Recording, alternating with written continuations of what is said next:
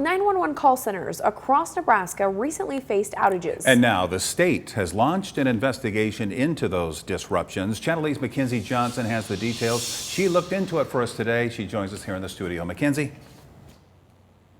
Within 3 days, 911 services were knocked out in more than half of the state's call centers. Officials say this is unacceptable. This isn't a customer service line for Pottery Bar. This is 911. The Nebraska Public Service Commission is opening an investigation to 2 separate incidents that caused major disruptions across Nebraska. On August 31st, a cable was cut that was owned by the company Lumen, which knocked out 60% of 911 call centers in the state.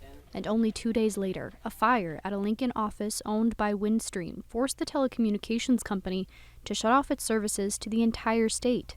That also disrupted emergency services, including Lincoln and Lancaster County's 911 centers.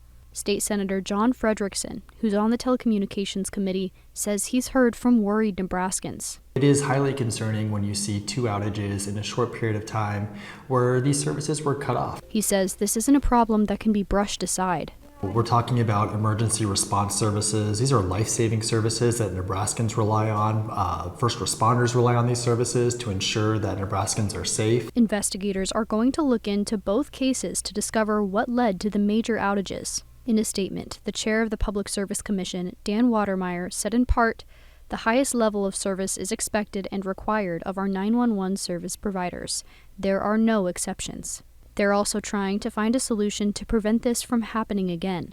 Frederickson says he will work with the commission on legislation if that will help avoid more disruptions. We need to be prepared for plan A, B, C, D, E, and even F on this.